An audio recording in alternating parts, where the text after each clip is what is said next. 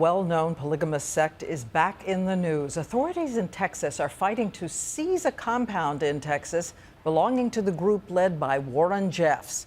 You may remember Jeffs was suspected of taking dozens of underage brides, but he was convicted last year of sexually assaulting 2 young women. And another of the towns where Jeff's followers live is in the spotlight as well. And this one is on the border between Utah and Arizona. ABC News spent a year investigating the education of children there and the control Jeff still exerts from his prison cell. Amy Robach made the trip to a secret world.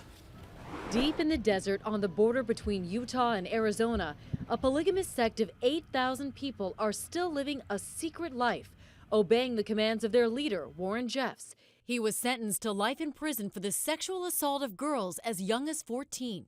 We miss our prophet. We know he's innocent.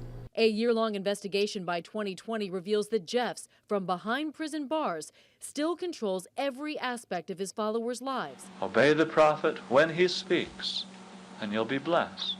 Disobey him, it is death. In this community where a man needs 3 wives to gain salvation, Warren Jeffs married over 80 women.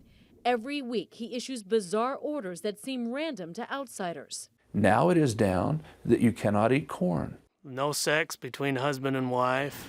At home, then you couldn't have any toys. You couldn't ride bikes either.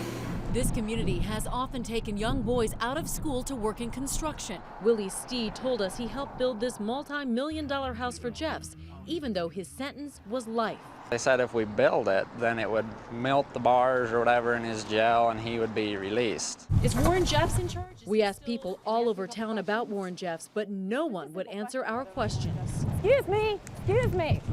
Hello? But the most destructive form of control is Jeff's banishment of hundreds of people from the town. This midwife has birthed hundreds of babies. She's worked here for almost 40 years. On a busy day, I can see as many as 20 to 25 patients. But just a few months ago, she too was banished. Willie Steed's family was torn apart too. And what happens to your loved ones is hell. A kind of underground railroad for those escaping from polygamy is now helping Willie's family slowly adjust to modern life. Like many young boys here, he could barely read. Dodge. Close. As for his sisters, a milestone. They were never allowed to cut their hair before. That was quite a time for us. You get emotional, though, when you talk about it. We have to move on in life and we leave things behind. One family now beyond Jeff's reach, thousands more still isolated in the desert, obeying his word. And Amy Robach is here now. Amy, no one can do anything about this. What about the Board of Education and the schools? And we spoke with them, and they say the FLDS is protected by a homeschooling law that is separate in Utah. Basically, school officials, the Board of Education, have no rights to go in and make any assessment of what's going on inside these homes.